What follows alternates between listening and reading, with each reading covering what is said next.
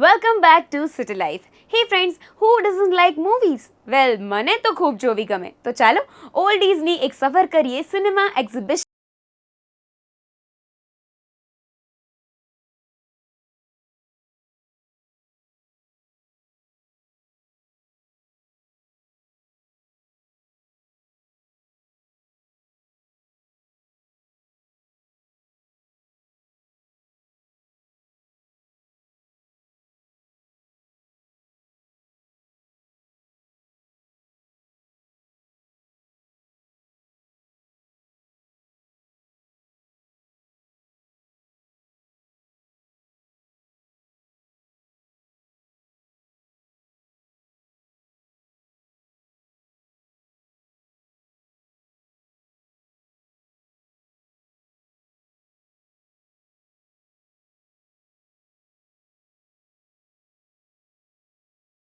તેઓ પરથી ફિલ્મો બની, જેની અંદર આપણે ગુજરાતની વાત કરીએ તો કનૈયાલાલ માણેકલાલ મુનશીના પૃથ્વી વલ્લભ, પાટણની પ્રભુતા પરથી પટરાણી, ગોરધનરામ ત્રિપાઠીના 3 વર્ઝન આવ્યા. ગુણસુંદરી 1941, ગુણસુંદરી 1932 સાયલન્ટ મૂવી, અને એ પછી ગોવિંદ સરૈયા સરસ્વતી ચંદ્રને આવે છે.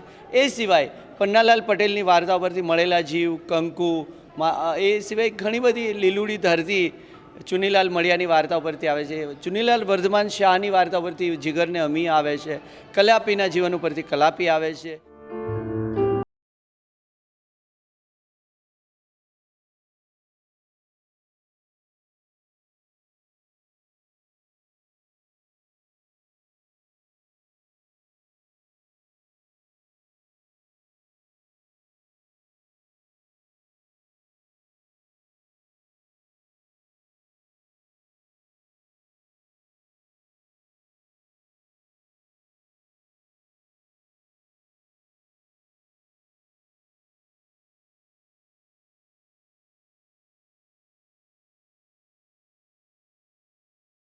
કેટલો બધો અદ્ભુત સંદેશ આપતા હતા એ આપણે જોઈ શકીએ છીએ.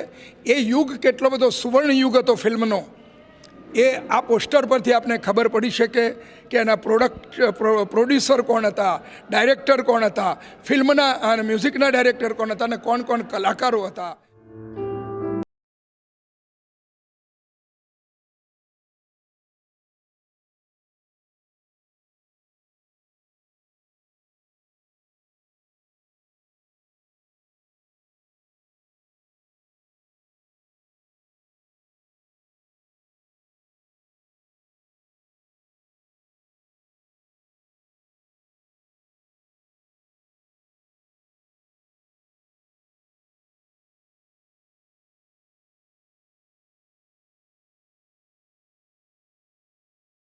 ની વાત આવે ત્યારે તેના અલગ અલગ ફોર્મને કેવી રીતે ભૂલાય, પણ આજે હું તમને એવી કિંમતની કલા બતાવીશ કે તમે ચકિત થઈ જશો. ચાલો નિહાળીએ આ કિંમતી કલા.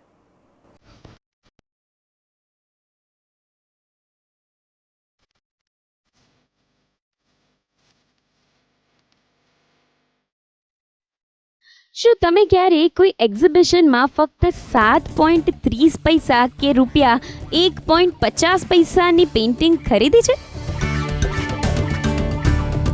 સાંભળવામાં પણ અજુગતું લાગે કે ઈ કરન્સીના જમાનામાં 30 પૈસા ક્યાંથી લાવવા? જી હા, ચિત્રો કે જે બેશકિંમતી હોય છે, કે જેનું મૂલ્ય અમૂલ્ય છે, તેની કિંમત તો મામૂલી જંકાય છે, પરંતુ તેને ચૂકવવી ચિત્ર રસિકો માટે કદાચ ભારે પડી જાય. કનોરિયા સેન્ટર ઓફ આર્ટ ખાતે યોજાયેલા સમકાલન 2013માં આર્ટિસ્ટે નવા જ કોન્સેપ્ટની સાથે પોતાના ચિત્રો રજૂ કર્યા, જેમાં તેઓએ પોતાની પેઇન્ટિંગ્સને આપી કેચી પ્રાઇઝ, કારણ કે if you do not have change then it's not possible to buy this beautiful paintings. અને તે જ આ ચિત્રોની ખાસિયત છે.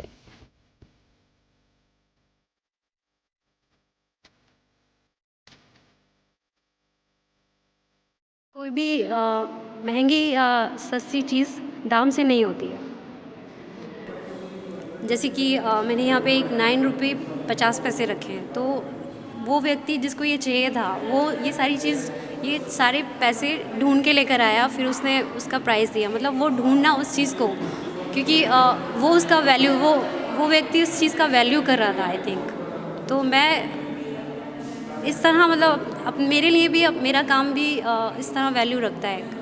तो दैट वाज मतलब मैं काफ़ी हद तक सक्सेस हुई इस चीज़ में कि लोग अभी ये सेकंड जो स्टेज जाएगा वो भी आई थिंक डिफ़िकल्ट होगा, क्योंकि जो प्राइसिंग अब सामने आ रहा है तो वो ऐसा प्राइसिंग है जो कि लोग उसके आसानी से नहीं निकाल सकते। तो वही सस्ता होने के बावजूद वही चीज़ महंगी है।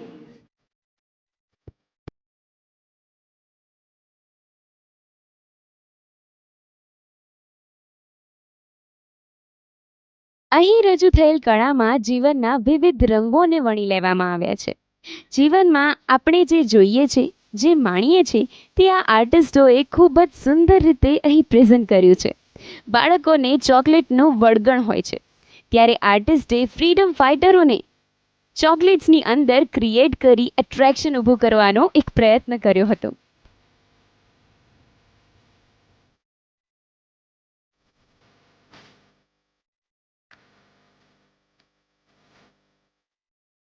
કનોરિયા સેન્ટર ફોર આર્ટ્સમાં અમે લોકો દર વર્ષે અહીંયા જે સ્ટુડિયોમાં આર્ટિસ્ટ કામ કરે છે એમનું એક્ઝિબિશન કરીએ છીએ. આ વાર્ષિક એક્ઝિબિશનમાં એમના પ્રિન્ટ, પેઇન્ટિંગ અને સ્કલ્પચર્સ મૂકવામાં આવે છે. આ વર્ષે અમે આ સમગ્ર આયોજનને નામ આપ્યું છે સમાકલન 2012. એટલે સમાકલન એટલે જુદી જુદી આર્ટની જે પણ આ ફોર્મ્સ છે એનું એક ઇન્ટિગ્રેટેડ ફોર્મ છે. આમ કનેરિયા સેન્ટર ઓફ આર્ટ્સ ખાતે ચાલનારા સમાકલન 2013માં સેન્ટરના 18 આર્ટિસ્ટ દ્વારા રજૂ કરવામાં આવ્યા હતા. આશુતોષ ઉપાધ્યાય, સંદેશ ન્યૂઝ, અમદાવાદ.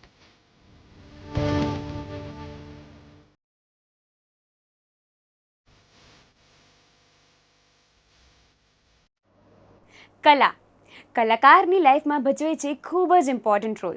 તો કલાકારની બધી જ કલાનું કલેક્શન જો જોવા મળી જાય એક જ જગ્યા પર એક ખાસ મેસેજ સાથે, let's have a look.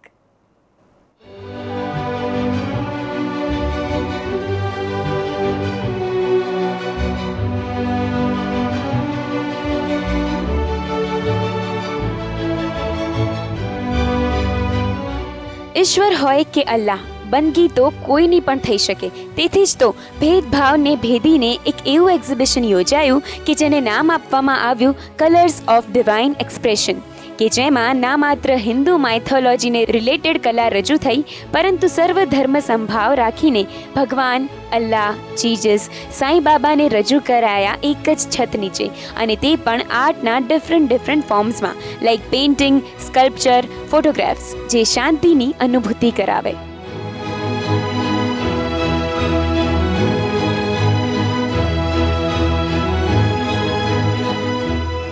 Basically અમે લોકોએ બધા ધર્મને અહીંયા ગાડી સ્થાન આપ્યું છે. એમાં ચાહે હિન્દુ હોય, મુસ્લિમ હોય, શીખ હોય યા ગમે તે ધર્મ હોઈ શકે. બટ અમે લોકો એવું નથી દેખાડવા માગતા કે એક ધર્મ જ છે અમારો. આમાં બધા જ ધર્મના લોકો આવી શકે છે અને બધાનો માલિક એક જ છે.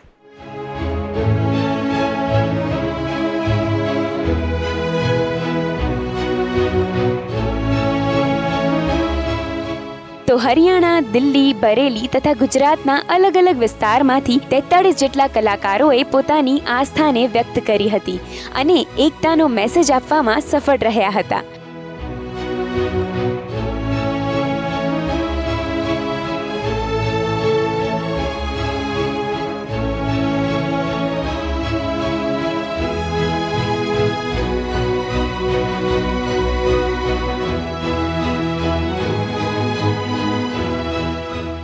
मैंने सिर्फ ये सोचा कि हम किस तरह से जो है एक आर्टिस्ट जो है चाहे वो स्कल्पचर करता हो या फिर फोटोग्राफ आर्टिस्ट हो या पेंटिंग आर्टिस्ट हो, वो किस तरह से जो है अपनी कला के माध्यम से जो है वो गॉड से जुड़ सकता है. तो हमारा सिर्फ यही एम था कि हम उसके थॉट्स को, एक आर्टिस्ट के भाव को, अलग अलग भावों को एक जगह एकत्र करें और उसको समाज के आगे हम प्रेजेंट करें.